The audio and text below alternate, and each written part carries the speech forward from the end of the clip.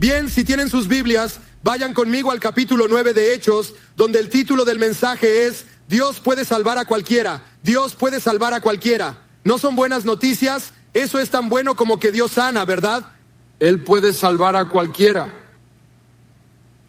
Esta semana recibí un correo electrónico, fue tan alentador. Alguien que ha asistido aquí por bastante tiempo, si estamos cumpliendo con el horario, estaremos disfrutando de una poderosa palabra del libro de los Hechos en el capítulo 9, y será un hermoso momento histórico para nuestra familia.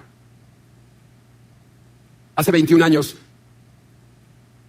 en noviembre, el libro de los Hechos capítulo 9 fue predicado y mi marido salió adelante para la salvación. Aunque las cosas no cambiaron inmediatamente, todo en su corazón cambió inmediatamente y cambió la trayectoria de la vida de nuestra familia. Esta es una familia que estaba drogada con metanfetaminas. Esta es una familia que estaba abusando del alcohol como locos. Esta era una familia que estaba tan desordenada como se puede estar. Contamos su historia una Navidad. Un par de años después de esto, ella continúa escribiendo esto. Hemos amado a su familia y han servido al Señor en la gran iglesia de Dios llamada James River. Es tan difícil escribir esto. Estoy literalmente tratando de escribir entre lágrimas. Nuestros hijos aman la casa de Dios. Estamos tan agradecidos por su liderazgo, eternamente agradecidos, y estamos agradecidos por la estructura y la seguridad y la estabilidad de nuestra iglesia. Estamos agradecidos de que Dios nos haya llamado aquí a James River para estar bajo su liderazgo y que hayamos encontrado un hogar hace 21 años. Os queremos mucho a vosotros y a cada uno de vuestros hijos. Oramos por ustedes a menudo. Y si me oyen hablar un poco el domingo, sepan que es muy difícil contener mi entusiasmo. Gracias de nuevo, Deb Hetchecourt. Si conoces el Hetchecourse, entonces usted sabe lo que es una gran historia. Chris y Deb son parte de la iglesia. Sus hijos sirven en el personal. Es realmente una historia increíble. Si alguien hubiera visto a Chris, se habría preguntado, incluso si Dios lo salva, ¿cómo será su vida? Este es el poder del evangelio.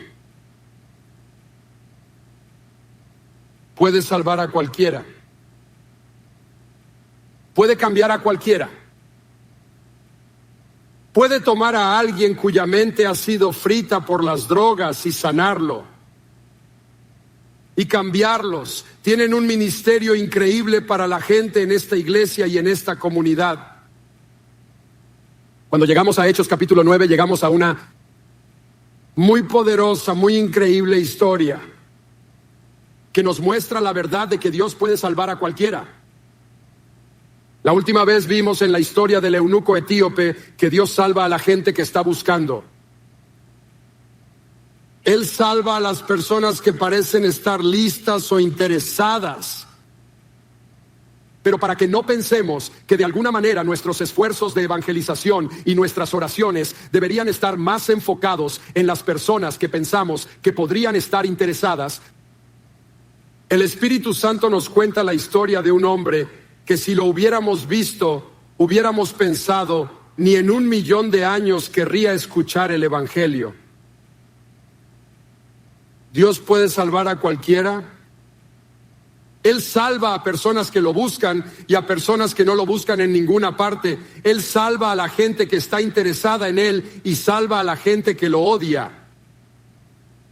Él salva a las personas que han comenzado a leer su Biblia, pero todavía no lo conocen. Y salva a personas que tienen cero interés en las cosas de Dios, porque Dios puede salvar a cualquiera. Vamos a ver la historia de un hombre que conocemos. Su nombre es Saulo. Con el tiempo lo conocemos como el apóstol Pablo. En Hechos capítulo 13 y versículo 9, aquí es donde tienes la transición en el libro de Hechos de Saulo a Pablo. Entonces Saulo, ese es su nombre hebreo, que también fue llamado Pablo, que es la versión griega del nombre hebreo, lleno del Espíritu Santo, miró directamente a Elías y dijo: así que lo que tenemos es que vamos a llamarlo Pablo, porque así es como lo entendemos en el cristianismo. Pero Lucas comienza usando su nombre hebreo y ese es Saulo. Solo para darte un poco de antecedentes, nació en la ciudad de Tarso, así que aquí está Jerusalén, allí está Damasco, va de Jerusalén camino a Damasco, en algún lugar de allí es donde se encuentra con el Señor Jesucristo. Realmente comenzará su ministerio de una manera más pública, aunque ha estado involucrado en el ministerio en Antioquía. Veremos eso en Hechos 11. Aquí es donde nace, en Asia Menor, donde Asia Menor se encuentra con Siria, la ciudad de Tarso, una importante ciudad romana. Su padre era ciudadano romano, lo cual es muy, muy interesante. Y menciono esto porque probablemente su familia fue esclavizada. O sus abuelos fueron esclavizados, posiblemente su padre fue esclavizado por los romanos, llevado a Roma, hubo una gran esclavitud del pueblo judío y Pompeyo, el general romano, liberó a los esclavos judíos y cuando los liberó les dio la ciudadanía. Sabemos que Pablo nació ciudadano romano, así que sus padres obtuvieron esta ciudadanía. Y todo eso es simplemente para decir que a veces hay cosas en nuestro pasado, en nuestra historia pasada, estoy hablando de tu línea familiar, y es menos que glorioso.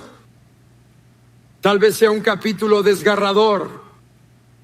Para la familia de Pablo habría sido la esclavitud, pero Dios usó esa esclavitud para darle a Pablo la ciudadanía romana, de modo que cuando Pablo esté en la cima de su ministerio, va a apelar al César. Y cuando apela al César, eso significa que es un ciudadano romano que puede hablar directamente con el César. Dios utilizó la esclavitud de sus antepasados para lograr la ciudadanía de Pablo que le permitiría presentar el evangelio a la persona más poderosa del mundo de su tiempo. Y en el libro de Filipenses Pablo dice: toda la casa del César te saluda. En otras palabras, compartió a Cristo con todo el mundo. Y la guardia imperial que vigila a César está encadenada a él las 24 horas del día con una cadena de 18 pulgadas en intervalos de 6 horas. Ahora, una cosa es estar encadenado a un soldado romano y otra cosa es estar encadenado al apóstol Pablo. Y los resultados fueron predecibles. Uno por uno comenzaron a salvarse. Así que Dios usa cosas de nuestro pasado por el bien del evangelio en el futuro. Y no sé cuál es tu historia, solo puedo decirte que Dios quiere usar tu historia en su historia porque la historia es su historia. Y lo que pasó en tu línea familiar podría ser parte de Él estableciendo un legado para que tú hagas ministerio en el nombre de Jesús. Aquí está Pablo, su padre es ciudadano romano, Pablo es ciudadano romano, a la edad de 13 años va de Tarso a Jerusalén y estudia con uno de los rabinos más notables de su tiempo, tal vez el rabino más notable, un hombre llamado Gamaliel. Y Pablo se capacita, se convierte en un erudito del Antiguo Testamento, habría memorizado todo el Antiguo Testamento, tendría la habilidad de casi no solo conocerlo, sino también conocer los diferentes comentarios y pensamientos rabínicos sobre todo ello. Era un hombre brillante. Nunca se menciona que haya conocido a Jesús durante el ministerio terrenal de Jesús. Y Pablo tendría aproximadamente 25 años en ese momento. Así que muy probablemente él regresó a Tarso mientras Jesús hacía su ministerio en Jerusalén. Pero cuando llegas al capítulo 9 de Hechos, Pablo ahora está en Jerusalén. Tiene aproximadamente 30 años. O bien ha vuelto para observar algunas de las fiestas judías y termina quedándose, o es muy posible que él, debido a su formación, debido a su relación con Gamaliel, debido a lo que ha hecho incluso en esa sinagoga allá arriba, haya sido nombrado ahora miembro del Sanedrín, el tribunal supremo judío, el cuerpo gobernante de la tierra de Israel. Y digo esto porque en Hechos capítulo 26, Pablo dice esto al dar su testimonio: cuando los mataban, yo manifestaba mi aprobación. Así que muy probablemente él es parte del Sanedrín. Él dice: llegué en Filipenses capítulo 3, no tomará tiempo para mirarlo, llegué antes que muchos otros. En otras palabras, yo estaba por delante de mi clase y yo estaba por delante de todos los de mi edad en términos de mi celo por el judaísmo. La primera vez que se menciona a Pablo en el Nuevo Testamento es en Hechos capítulo 7. Lo sacaron a empellones. Ese es Esteban, recuerden, ha predicado un gran sermón, no pueden soportarlo, van a matarlo. Lo sacaron a empellones fuera de la ciudad y comenzaron a apedrearlo. Los acusadores encargaron sus mantos a un joven llamado Saulo. Ese es Pablo. Y Pablo está allí y está dando su aprobación. Hechos capítulo 8, versículo 1. Y Saulo estaba allí, aprobando la muerte de Esteban. Aquel día se desató una gran persecución contra la iglesia en Jerusalén. Leemos en Hechos capítulo 8 en el verso 3. Saulo, por su parte, causaba estragos en la iglesia. Así que estalla la persecución y Pablo está en el epicentro de eso, causando estragos en la iglesia, tratando de acabar con ella. Primera de Timoteo, capítulo 1, tenemos una idea de cómo era Pablo. Esto es lo que Pablo dice. Este mensaje es digno de crédito y merece ser aceptado por todos. Que Cristo Jesús vino al mundo a salvar a los pecadores, de los cuales yo soy el primero. Esa es una declaración sorprendente, porque el Espíritu Santo no dice: Pablo, has sido ungido hasta que llegaste a eso. Quiero decir, ¿crees que eres el peor? Conozco a muchos. No, el Espíritu Santo lo deja estar. El Espíritu Santo dice: sí, creo que estás ahí. Así que tienes que entender que es el peor. Nombra a quien quieras nombrar, que sea un gran pecador. Pablo le gana. Tú dices, ¿qué hizo él? Bueno, en el verso 13 de Primera de Timoteo, yo era un blasfemo, un perseguidor y un insolente. Significa que no piensa en la bondad humana. Es un abusador. Le daba placer ver a otras personas sufrir y ser torturadas. De hecho, en Hechos capítulo 26, en su testimonio, dice: con la autoridad de los jefes de los sacerdotes, metí en la cárcel a muchos de los creyentes, y cuando los mataban, yo manifestaba mi aprobación. Muchas veces anduve de sinagoga en sinagoga, castigándolos para obligarlos a blasfemar, así que lo hería, los dañaba, los amenazaba. Mi obsesión contra ellos me llevaba al extremo de perseguirlos, incluso en ciudades del extranjero. No solo los hace blasfemar contra Dios, asesina a la gente, persigue violentamente a la gente. Era un pecador de la peor calaña que odiaba a Cristo. La historia de Pablo nos dice que Dios puede salvar a cualquiera y lo hará, y quiere hacerlo y te persigue. Te está persiguiendo ahora mismo. ¿Por qué crees que estás escuchando este mensaje? ¿No es una locura? Tú, de todas las personas escuchando esto. Pero al igual que Chris hace 21 años, Dios sabe dónde estás, Dios sabe lo que has hecho, pero más grande que lo que has hecho y donde has estado es lo que Dios tiene para ti. Y nada de lo que has hecho ha negado su propósito para tu vida. Él quiere usarte, quiere trabajar en tu vida. Quiere hacer cosas en tu vida que ni siquiera puedes imaginar. Él es el Dios que persigue a la gente, incluso cuando no parecen interesados en Él en absoluto. ¡Qué mensaje tan increíble! Estamos tan contentos de que estás viendo hoy. Si quieres entregar tu corazón a Jesús, queremos darte la oportunidad de hacerlo. Haz clic en el enlace en el chat o mira hasta el final del mensaje donde nos gustaría orar contigo. Lo que quiero hacer simplemente, este no es un mensaje complicado, es muy, muy simple. A partir de aquí tenemos 6 versículos. Permítanme darles 3 puntos. 3 pasos de salvación. Número 1. La salvación comienza con el contacto divino. Comienza con Dios alcanzando a la gente. Hechos capítulo 9, versículo 1. Mientras tanto, Saulo, respirando aún amenazas de muerte. Quiero decir, esta es una declaración muy interesante. Él inhala amenazas de muerte, él exhala amenazas de muerte, es su forma de vida, es él, es el aire que respira, es lo que lo motiva, es por lo que se levanta por la mañana, es por lo que se mueve durante el día, es lo único que le importa. Se presentó al sumo sacerdote y le pidió cartas de extradición para las sinagogas de Damasco para encontrar a todos los que pertenecieran al camino. Y en los primeros tiempos el cristianismo se llamaba el camino. Hoy el camino es una secta. Así que no confundan las dos cosas. Fueran hombres o mujeres y llevárselos presos a Jerusalén. Así que toda su intención es: voy a conseguir más cristianos, voy a matar a más cristianos, voy a destruir más de la iglesia que Jesús ha construido, voy a destruir a la novia de Cristo que Jesús ama. Aquí tenemos a un tipo que va completamente en contra de lo que Dios desearía para cualquiera, y sin embargo, en medio de esto, Dios lo persigue. Dios lo está persiguiendo. Lo que nos dice algo maravilloso acerca de nuestra salvación. Dios es siempre el que inicia la salvación. ¿Cuántos de ustedes se alegran de que Dios los haya buscado mucho antes de que ustedes pensaran en buscarlo? Él te estaba buscando antes de que tú lo buscaras a Él.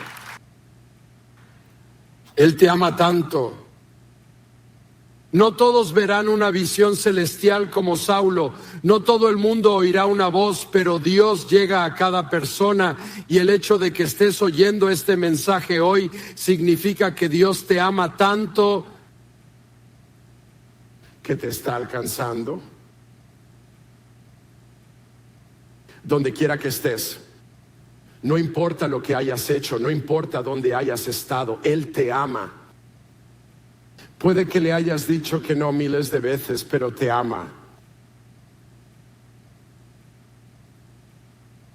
Ahora mismo te está hablando al corazón. Puedes sentir algo sucediendo. Es Dios contactándote. Al mirar la historia de Pablo, vamos a tomar Hechos 9, vamos a tomar Hechos 22, vamos a tomar Hechos 26, porque en Hechos 22 y Hechos 26, Pablo vuelve a contar la historia, y al volver a contar la historia, nos da una visión que no tenemos del capítulo 9 de Hechos. De Hechos 9 y versículo 3. Al acercarse a Damasco, una luz del cielo relampagueó de repente a su alrededor. En el versículo 12 de Hechos 26, en uno de esos viajes iba yo hacia Damasco con la autoridad y la comisión de los jefes de los sacerdotes. A eso del mediodía, oh rey, mientras iba por el camino, vi una luz del cielo más brillante que el sol, que con su resplandor nos envolvió a mí y a mis acompañantes. Tú dices, bueno, ¿qué es esa luz? Es Jesús. Es la presencia del Señor, es Jesús en toda su gloria, absolutamente cegador. Cuando Juan lo vio en Apocalipsis capítulo 1 y versículo 16, Juan dijo, su rostro era como el sol cuando brilla en todo su esplendor. Verso 4 de Hechos 9, Pablo dice que él cayó al suelo. Lucas dice que cayó al suelo. Pablo, cuando lo vuelve a contar, dice, todos caímos al suelo, todos los que viajaban con él.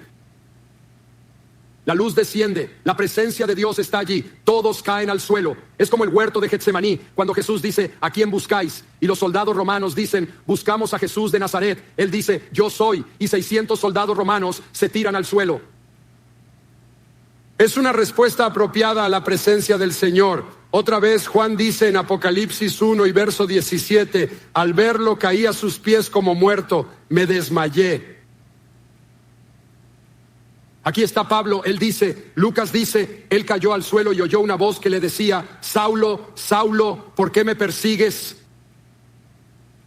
Los hombres que viajaban con Saulo se detuvieron atónitos porque oían la voz, pero no veían a nadie. En Hechos 22, Pablo dice esto, los que me acompañaban vieron la luz, pero no percibieron la voz del que me hablaba. Tú dices, ¿por qué no pueden entender la voz? ¿Qué ocurre ahí? Creo que una de las maneras de entender lo que está sucediendo aquí es pensar en el capítulo 12 de Juan. Y hubo un momento en el ministerio de Jesús en el que sucedió algo muy similar. En Juan capítulo 12 y verso 28, Jesús hablando dice, Padre, glorifica tu nombre. Se oyó entonces desde el cielo una voz que decía, ya lo he glorificado y volveré a glorificarlo. Así que Dios, el Padre, habla. La multitud que estaba allí y que oyó la voz decía que había sido un trueno. Otros decían que un ángel le había hablado. Esto es muy interesante y creo que muy instructivo para nosotros.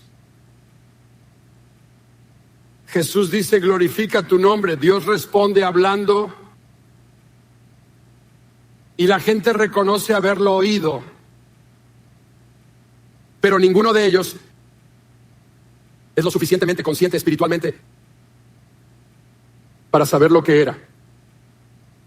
No reconocen la voz de Dios. Hay quienes piensan que se trata de un acto impersonal de la naturaleza. Oh, tronó. ¡Qué casualidad! Otros dicen, no, es espiritual, algo espiritual está pasando, probablemente hay un ángel, no lo sabemos con seguridad, pero probablemente un ángel, es lo que se dicen unos a otros. Pero en cualquier caso, no creen que tenga nada que ver con ellos.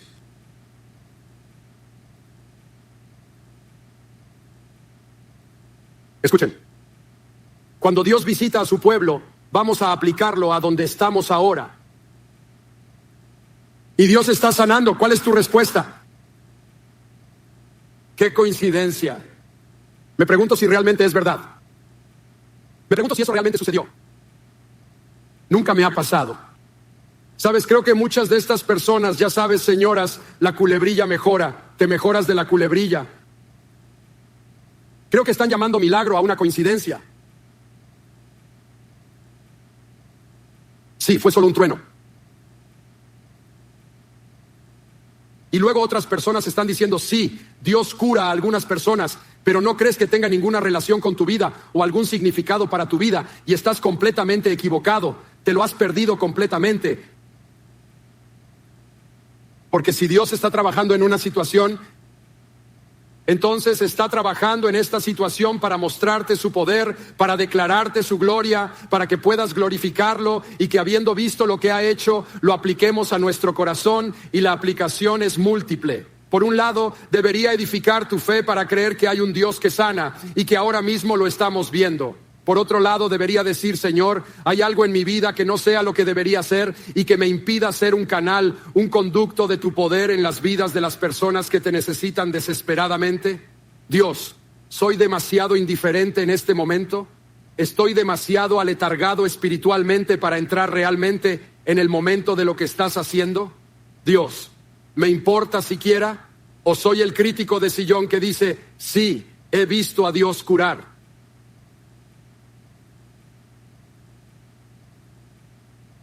Escucha, cuando Él se está moviendo es una gran cosa.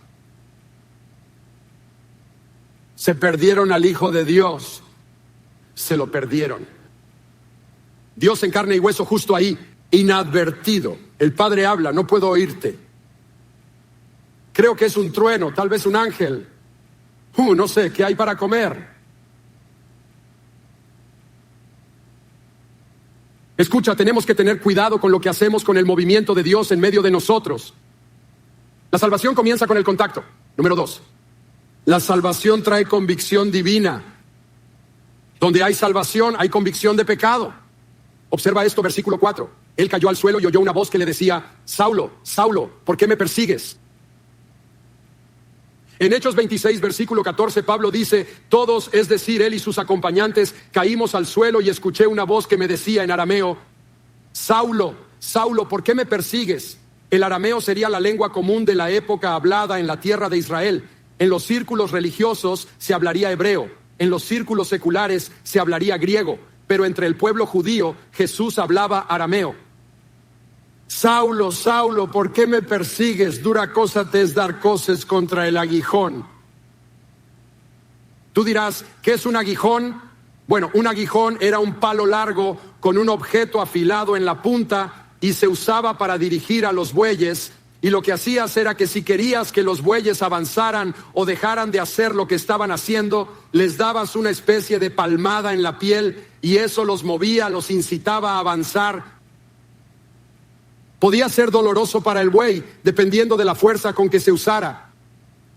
Algunos eruditos creen esto, que lo que está pasando aquí, cuando dices, ¿cómo está siendo azuzado? Muchos eruditos creen que Pablo nunca superó el sermón de Esteban y los puntos del sermón y la presencia del Señor sobre Esteban y las palabras que dijo como estaban aplastando la vida fuera de él, lanzando piedras a la cabeza como él dijo, Padre, perdónalos. Y mientras miraba y veía, los cielos se abrieron y vio a Jesús a la derecha de Dios. ¿Sabes? Esto le habla a la gente que amas al Señor, pero estás tratando de alcanzar tal vez a un miembro de la familia y no solo son indiferentes, son absolutamente beligerantes y no quieren tener nada que ver con tu evangelio, nada que ver con tu fe. Lo ridiculizan, lo difaman, tratan de socavarlo, dicen cosas, son desagradables, son desinteresados. Lo que esto me dice es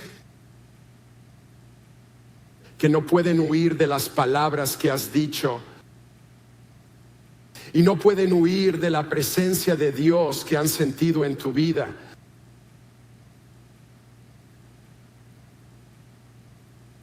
Y no pueden olvidar la forma en que actuaste.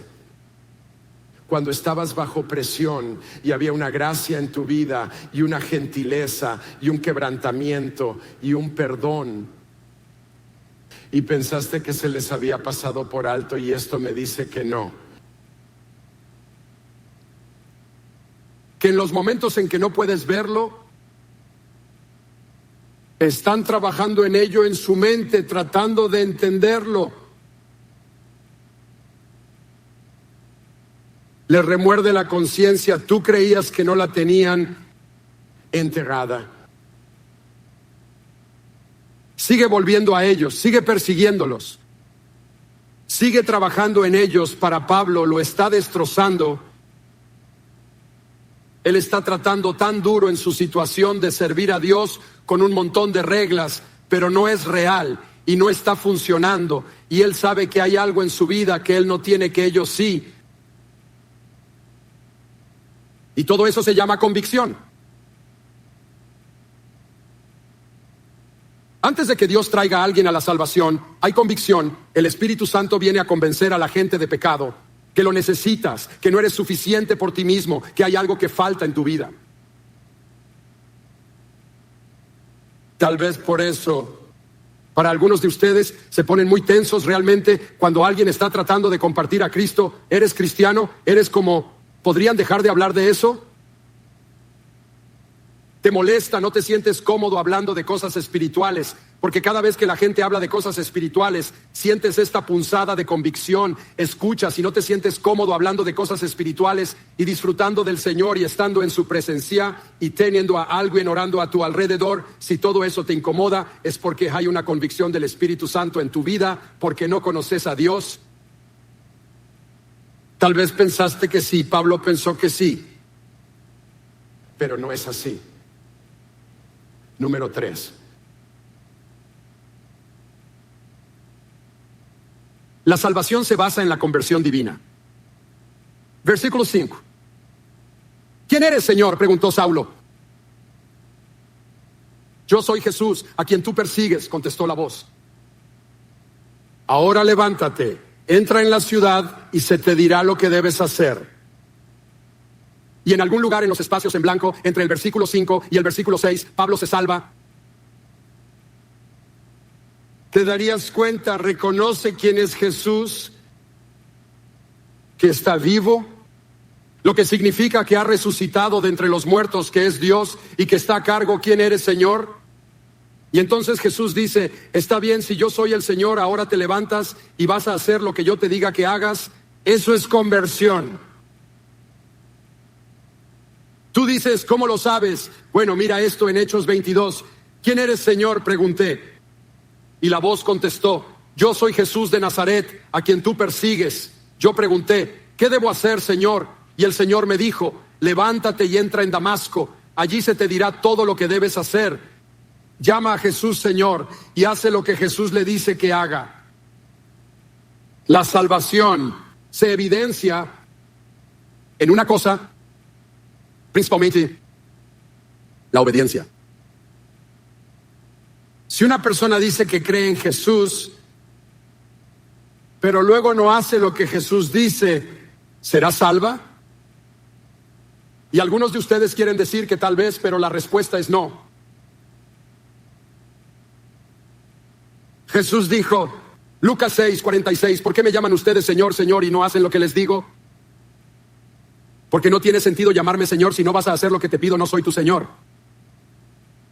En la salvación, una persona no solo pone su fe en Cristo, creyendo que murió por sus pecados y resucitó, sino que también compromete su vida a seguirlo. Esto es una parte de venir a Cristo. Si alguno quiere venir en pos de mí, Jesús dijo esto: debe negarse a sí mismo, tomar su cruz y seguirme. Eso significa que te dices no a ti mismo. Tomas tu cruz. ¿Qué significa eso? Significa: voy a morir. Voy a morir a mis deseos y mis sueños, y voy a recoger sus deseos y sus sueños, y voy a seguirlo, o Él me guía, que es a donde voy. No es como: hey Señor, antes de conocerte yo iba por este camino, así que si es lo mismo para ti, voy a seguir adelante. Jesús dice que no: si me sigues, me sigues. Romanos capítulo 10, versículo 9, que si confiesas con tu boca que Jesús es el Señor, Jesús es el Rey, Jesús está a cargo, Jesús reina, gobierna. Eso es lo que significa. Cuando una persona se salva, la parte de ello es decir: Jesús, estás a cargo de mi vida. Y crees en tu corazón que Dios lo levantó de entre los muertos, serás salvo. Tienes que tener ambas cosas. Mucha gente quiere decir: bueno, yo creo, por lo tanto soy salvo. De nuevo, si la obediencia no es una parte de tu seguimiento de Cristo, entonces yo tendría que sugerirte que hay por lo menos un 50% de posibilidades de que no seas salvo. Y yo digo que hasta podría ser mayor. Porque si conocer a Jesús no cambió tu vida lo suficiente como para hacerte seguirlo, entonces probablemente nunca naciste de nuevo. Tuviste un encuentro con Cristo, pero no fue Salvador. Pablo continúa y dice: porque con el corazón se cree para ser justificado. Por lo que está en tu corazón, crees que murió por tus pecados y que Dios ya no tiene esos pecados contra ti. Eres libre de eso, pero con la boca se confiesa para ser salvo. Es cuando dices: Jesús, te confieso, Señor. Es lo que está diciendo ahí: te confieso, Señor. Tú estás a cargo. A donde tú guíes, yo te sigo. A donde tú vayas, ahí es a donde me dirijo. Ese es Pablo. Él llama a Jesús Señor y hace lo que Jesús le dice que haga. Si te fijas en el versículo 8, Saulo se levantó del suelo, pero cuando abrió los ojos no podía ver. Está ciego. Nadie más está ciego, por cierto. Todos vieron la luz cegadora, pero no están ciegos. Pablo está ciego. Así que lo tomaron de la mano y lo llevaron a Damasco. Estuvo ciego 3 días, sin comer ni beber nada. Quiero hacerte una pregunta. Si eso te pasara a ti, ¿cómo te sentirías al respecto? Dirías: bueno, Dios, sí, así es como me vas a tratar. No quiero ser parte. Quiero decir, ahí es donde mucha gente se iría instantáneamente. No, Pablo, él conoció a Jesús. Y si está ciego, todavía conoce a Jesús. Si puede ver, todavía conoce a Jesús, pero de cualquier manera está siguiendo a Jesús. Dices: ¿qué pasó? ¿Por qué está ciego? La luz era tan brillante que lo cegó. Y creo que por los siguientes 3 días solo meditó en Jesús. Un comentarista lo pone de esta manera: ¿qué fue lo último que Saulo vio? A Jesús. ¿Alguna vez has mirado al sol y luego a donde quiera que miraras, todo lo que podías ver era el sol? La ceguera de Saulo no era la ceguera de la oscuridad, era la ceguera de la luz. Durante 3 días todo lo que vio fue el sol.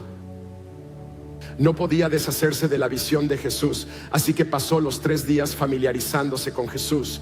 Y creo que fue entonces cuando todas las cosas viejas murieron, y murieron con fuerza. Fue entonces cuando la fe, el amor, la alegría y la paz nacieron en él.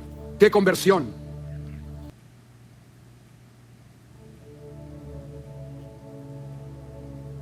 Dios puede salvar a cualquiera. Hay poder en el arrepentimiento. Hay poder cuando Dios te da la oportunidad de volverte a Él. Él nos da cada oportunidad de encontrar vida y sanidad en Él porque ese es su corazón. Y si sientes que este mensaje de hoy fue para ti y que no tienes una relación personal con Jesús, entonces anímate ahora mismo que puedes comenzar una hoy.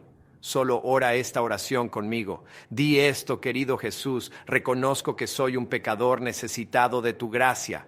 Gracias por dar tu vida para que yo pueda tener una relación contigo y estar bien con Dios. Te pido que seas el Señor de mi vida y que me llenes con tu poder transformador. Amén. Si tú oraste esto, entonces estamos tan contentos por tu nueva vida en Cristo y nos encantaría conectar con usted y enviarte un regalo. Solo tienes que visitar jamesriver.church/Jesus para hacernos saber acerca de tu decisión. Muchas gracias por ver James River Iglesia. Esperamos que Dios haya usado el mensaje para edificar tu fe y bendecir tu vida.